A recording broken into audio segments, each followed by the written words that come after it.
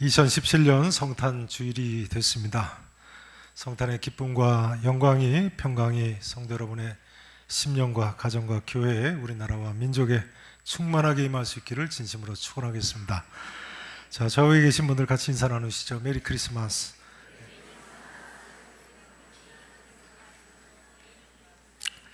메리 크리스마스. 즐거우시죠? 네, 근데 표정이 왜 그러십니까?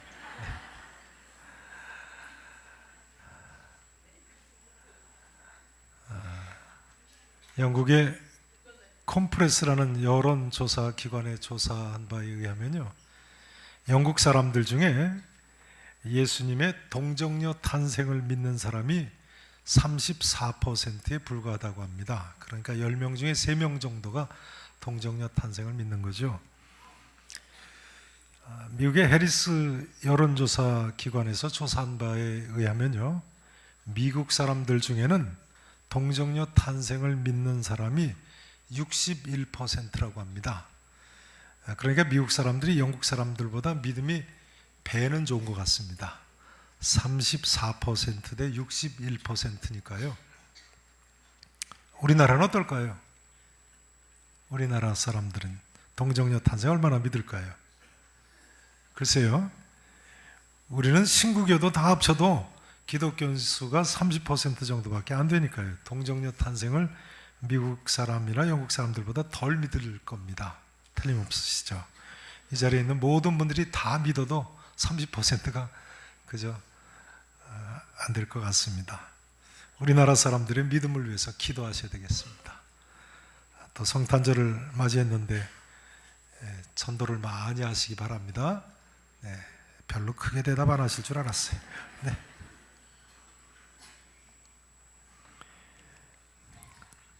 여러분, 성경은 분명히 예수님이 동정녀 마리아를 통해서 나셨다고 증거하고 있습니다. 모든 사람은 동정녀 탄생 사실을 믿어야 합니다. 그렇지 않습니까? 예수님이 동정녀 마리아에게서 나셨다는 사실을 믿지 않는 사람이 어떻게 예수님이 죽은 자 가운데서 부활하셨다고 믿을 수 있겠어요? 예수님이 동정녀 마리아에게서 나셨다는 사실을 믿지 않는 사람이 어떻게 예수님께서 십자가에서 내 죄를 다 사해 주셨다고 믿을 수 있고, 그래서 나는 구원받고 하나님 자녀가 됐다고 믿을 수 있고, 이 다음에 천국에 갈 수 있게 됐다고 믿을 수 있겠어요? 아니, 어떻게 성경에 나온 그 많은 기적들을 믿고 성경의 내용을 믿을 수 있겠습니까? 근데 여러분, 예수님은 분명히 동정녀 탄생하셨어요. 오늘 본문을 보세요. 예수님의 동정녀 탄생 사실은 우선 요셉을 통해서 알 수 있습니다. 누구를 통해서 알 수 있어요? 요셉을 통해서요. 오늘 본문 이런 내용이죠. 마태복음 내용이 마리아가 요셉이라는 사람하고 약혼을 했을 때인데, 요셉이 보니까 동거하기 전에 이미 마리아가 아기를 가졌더라는 거예요. 그래서 요셉이 드러내지 않고 조용히 약혼을 파혼하려고 했는데, 주의 사자, 즉 천사가 어느 날 밤 꿈에 나타나서 다윗의 자손 요셉아 하더니, 내 아내 마리아 데려오기를 무서워하지 말라. 그에게 잉태한 자는 성령으로 된 것이라고 했다는 거예요.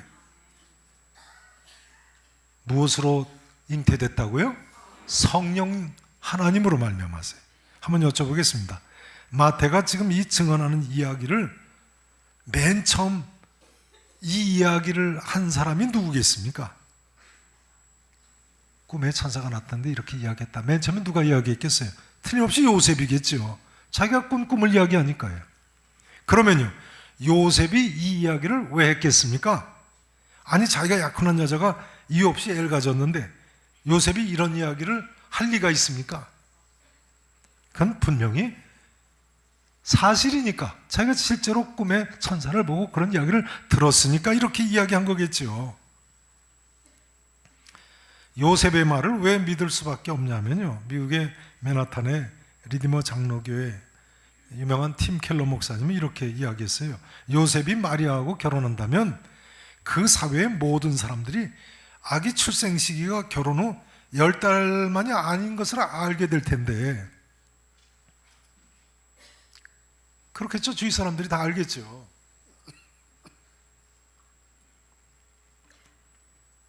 결혼한 지 10달도 안 됐는데 예수님이 태어나는 거니까요. 그러니까 체면과 명예를 중요시하던 당시 사회로서는 요셉과 마리아 두 사람은 수치와 사회적 배척이나 거부를 당한다는 거예요. 그리고 영영 2등 시민, 사회적 약자가 될 거라는 거예요. 그렇지 않겠습니까? 사실은 요셉은 그 정도가 아니죠. 주의 사자가 꿈에 나타나서 성령으로 잉태된 것이라고 했다. 또 그 아기 이름을 예수라고 하라고 했는데, 왜냐하면 이는 그가 자기 백성을 그들의 죄에서 구원할 자라고 했다. 이 소리를 요셉에게서 듣는 순간요, 사람들은 요셉을 미친 사람 취급을 했을 겁니다. 저 틀림없이 정신 이상이다. 말이 되는 소리를 해야죠. 처녀가 잉태해서 아들을 낳았다고요? 그것도 성령으로 잉태했다고요? 아니, 게다가 하나님 외에 누가 죄를 사해주고 우리를 구원할 수가 있습니까? 자기가 결혼할 여자가 애를 가졌는데 그 애가 이 다음에 하나님처럼 죄를 사해줄 것이라고요? 이건요, 유대인들 관점에서는 미친 정도가 아니고 돌에 맞아 죽을 일입니다. 신성모독이죠. 그런데 요셉이 이렇게 증언을 하는 거예요. 그렇다면 이건 둘 중에 하나겠죠. 요셉이 정신이 이상하거나 아니면 실제로 예수님이 동정녀 탄생하셨거나. 어느 쪽이 맞습니까? 그러나 성경에서 보시는 대로요, 천사가 나타났다는 사실, 마리아가 성령으로 잉태한 사실, 모두가 사실이 아닐 리가 없는 것입니다. 우리는 예수님의 동정녀 탄생 사실을 두 번째로 마리아를 통해서 알 수 있습니다. 누구를 통해서요? 마리아를 통해서요. 이건 놀라운 사실이죠. 동정녀 탄생 사실을 꿈을 통해서 한 요셉만이 아니라 마리아까지 증언했다는 점은 놀랍습니다. 요셉은 밤에 꿈속에 천사를 봤습니다만 마리아는 아예 대낮에 천사를 본 것 같아요. 근데 천사 가브리엘이 나타나서 뭐라고 했다고요? 누가복음 1장 30절을 보세요. 누가복음 오늘 본문 1장 30절 말씀 보세요. 천사가 이르되 마리아여 무서워하지 말라. 내가 하나님께 뭘 입었다고요? 은혜를 입었느니라. 그 다음 보세요. 보라 내가 잉태의 아들을 낳으리니 그 이름을 누구라고 하라고요? 예수라 하라. 마리아도 요셉도 똑같이 낳을 아들 이름을 뭐라고 지을 것을 계시받았어요? 예수라고. 그러니까 어느 날 요셉이 마리아한테 내가 밤에 꿈에 당신이 아기를 가졌다고 하는데 예수라고 하라고 하던데, 그때 마리아가 그런 거예요. 나는 천사 가브리엘을 낮에 봤는데 나한테 나타나서 예수라고 이름 지라고 했는데. 틀림없으시죠? 그런데요, 그 다음 34절부터 보세요. 마리아가 천사에게 말하되 나는 남자를 알지 못하니 어찌 일이 있으리까? 그랬더니 천사가 뭐라고 대답했어요? 이르되 성령이 내게 임하시고 지극히 높으신 이의 능력이 너를 덮으시리니 이러므로 나실 바 거룩한 이는 뭐라고 일컬어지리라고요? 하나님의 아들이라 일컬어지리라. 성경은 이처럼 분명히 예수님이 분명히 동정녀 마리아에게서 태어났다고 증언하고 있습니다. 다시 한번 여쭤보겠습니다. 마리아가 천사 가브리엘의 계시를 받았다고 누가 제일 처음 이야기를 꺼냈을까요? 마리아가 했겠죠. 마리아가. 그런데 이스라엘에서는요, 구약 성경에 의해서 두 사람의 증인만 있으면 사실로 받아들이거든요. 그런 이스라엘 사람들은 예수님의 동정녀 탄생을 믿어야 됩니다. 왜냐하면 요셉도 그렇게 증언하고 마리아도 그렇게 증언하니까요. 두 사람이 그렇게 동일하게 증언하니까요. 그런 믿을 만한 이야기가 좀 있죠. 그런데 성경 기록에 의하면요, 이 동정녀 탄생을 훗날에는 마태복음의 저자인 마태도 믿게 됐고 누가복음의 저자인 누가도 믿은 모습을 보여주고 있지 않습니까? 예수님 어머니 마리아는요, 사도행전 1장 14절에 보면 주 30년경 오순절 성령 강림 사건 때까지도 생전에 계셨습니다. 초대교회 역사에 의하면 마리아는 예수님께서 십자가상에서 사랑하시는 제자에게 당부하신 대로 사도 요한이 평생을 모시고 다니면서 함께 살았다는 거예요. 그러니 만일 마리아가 예수님을 동정녀 상태에서 잉태하지 않았다면 기독교 교회는 이미 초창기부터 거짓말 시비에 휘말려서 절대로 부흥할 수 없었습니다. 이미 초대교회 당시부터 이런 모든 증언을 통해서 예수님은 동정녀 탄생하셨다고 받아들여진 것이 분명합니다. 자, 이제 누가복음 1장 37절 말씀을 읽어보세요. 1장 37절 말씀 다 같이 읽으십니다. 누가복음 1장 37절 시작. 대저 하나님의 모든 말씀은 능하지 못하심이 없느니라. 믿으십니까? 따라서 하시죠. 대저 하나님의 모든 말씀은 능하지 못하심이 없느니라. 믿으십니까? 여러분, 하나님은 전능하신 하나님이신데요. 전능하신데요. 불가능한 일이 어디 있겠습니까? 그러니 우리는 오히려 이렇게 이야기해야 되는 것입니다. 하나님께서 인류를 구원하시기 위해서 이처럼 놀라운 기적을 행하셨다. 믿으십니까? 여러분, 이런 이야기를 들어보셨습니까? 기적이 있는 성경을 믿기보다 기적이 없는 성경을 믿기가 더 어렵다. 기적이 있는 성경을 믿기가 더 쉽다는 거예요. 그렇지 않겠습니까? 기적이 없는 성경이라면요, 우리가 어떻게 하나님이 존재하신다고 믿겠어요? 우리가 어떻게 천국이 있다고 믿을 수 있겠어요? 어떻게 우리가 죽은 후에 그 영원한 천국에 나도 죽은 후에 갈 수 있다고 믿을 수 있겠어요?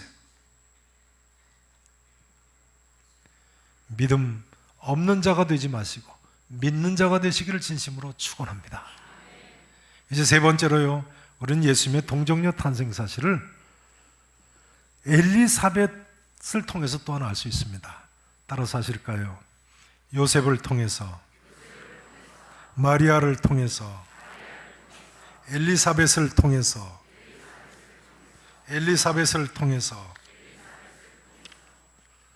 오늘 본문 뒷부분에 읽으신 누가복음 1장 39절 이하에 보시면요, 천사 가브리엘을 이처럼 만난 마리아가 즉시 일어나서 친척인 엘리사벳 여인 집으로 달려가죠.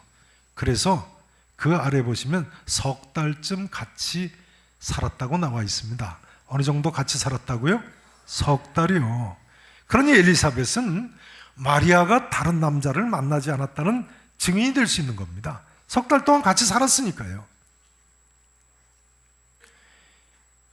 자, 이 엘리사벳이 이때 아기를 가진 지가 6개월이 됐었는데요, 누구를 낳았습니까? 누구를 낳았죠? 세례 요한의 어머니죠. 그러니까 예수님하고 세례 요한은 친척간이에요.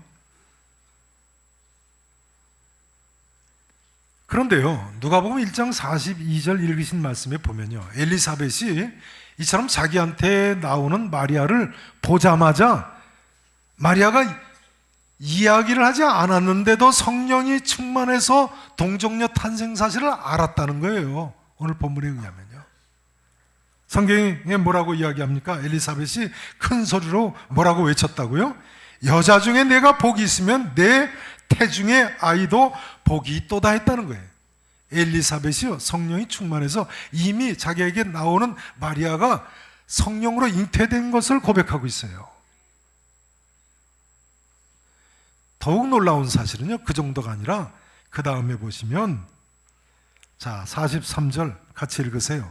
누가복음 1장 43절 함께 읽으십니다. 시작. 내 주의 어머니가 내게 나오니 이 어찌 된 일인가? 엘리사벳이 마리아를 보고 뭐라고 합니까? 내 주의 어머니라고 부르네요.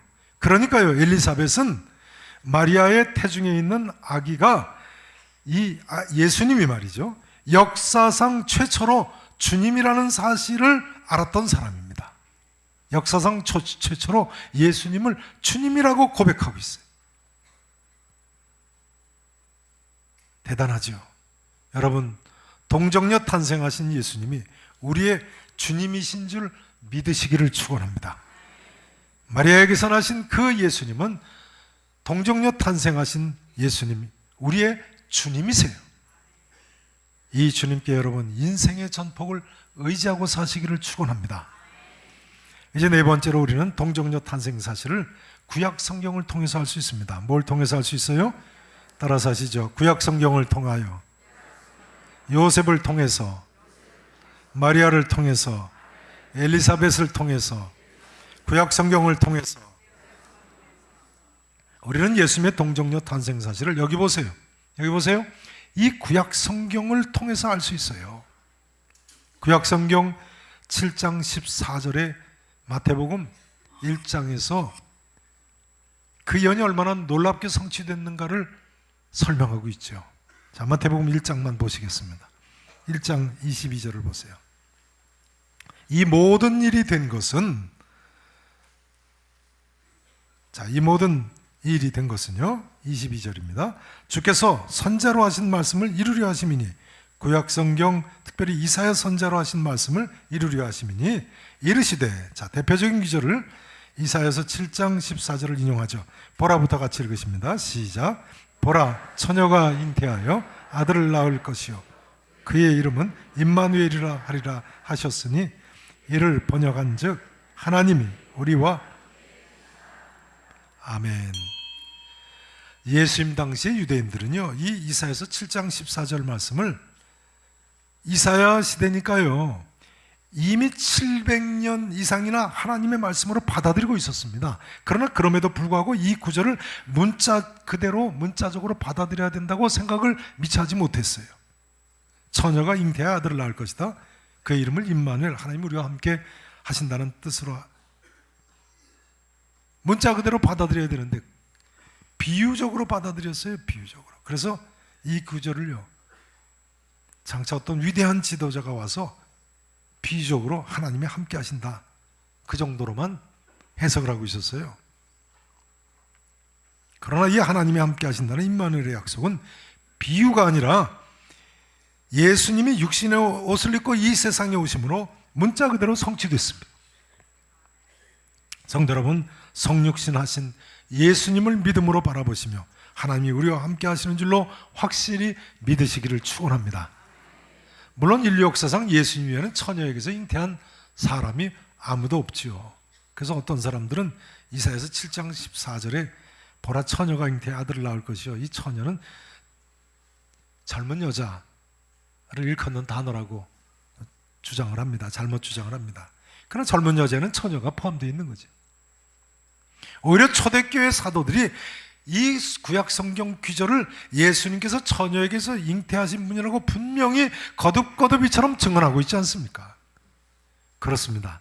예수님께서는 이사야 선자가 이사야서 7장 14절에서 예언한 대로, 마태나 또한 누가가 증언하고 있는 대로, 아니 요셉과 마리아와 엘리사벳이 분명히 증언하는 대로 성령으로 잉태되어 동정녀 탄생하신 분이십니다. 그러므로 우리에게 그분은 주님이시고 소망을 주실 수 있는 분인 줄로 믿으셔야 됩니다. 소망을 주실 수 있다.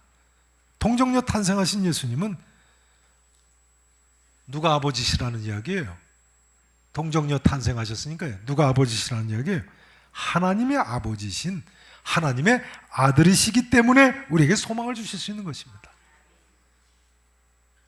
동정녀 탄생하신 예수님 누구시라고요? 하나님의 아들이세요. 하나님의. 누가복음 1장 오늘 본문에 보신 대로 예수님은 그 이름을 예수라라, 그가 큰 자가 되고 지극히 높으신 이의 아들이라 일컬어질 것이라고 하지 않습니까? 1장 32절이죠. 35절에도 보시면 지극히 높으신 이의 능력이 너를 덮으시니 이러므로 나실 바 거룩한 이는 뭐라고 일컬어지리라고요? 하나님의 아들이라 일컬어질 것이다.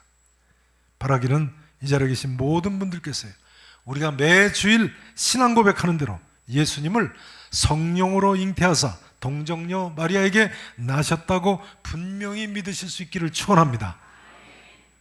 이제 중요한 점은요, 그러면 예수님이 이처럼 하나님의 아들이시기 때문에 어쨌다는 거예요. 이것이 중요하겠는데, 예수님이 하나님 동정녀 탄생하신 하나님 아들이기 때문에 어쨌다는 것입니까? 마태복음 1장 21절을 다시 한번 보세요. 마태복음 1장 21절. 아들을 낳으리니 그 이름을 뭐라고 하라고요? 예수라 하라. 이는 그가 자기 백성을 그들의 뭐에서 구원할 자이시라고요? 죄에서 구원할 자이심이라. 예수님께서 자기 백성을 그들의 죄에서 구원하시는군요. 오늘 누가복음 1장 32절 말씀, 마리아가 받은 계시에 의하면요, 예수님은 다윗의 왕위를 받으신 분이세요. 뭘 받으셨다고요? 다윗의 왕위를요. 예수님은 왕 중의 왕으로 이처럼 다윗의 자손 중에 태어나실지 누가 알았겠어요? 이 놀라운 사실을 믿은 초대교회 사도들은 미친 듯이 예수님을 다윗의 후손이라고 외치고 다닌 거예요.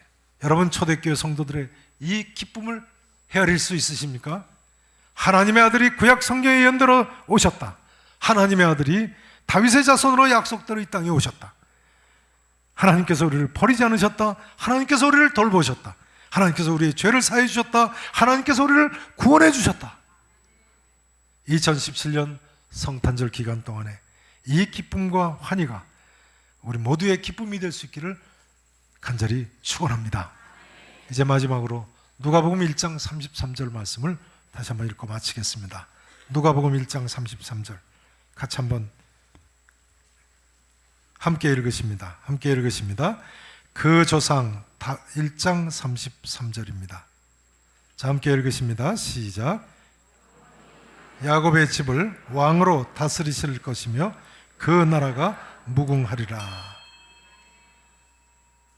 영원히, 따라서 하시죠. 영원히 그 나라가 무궁하리라.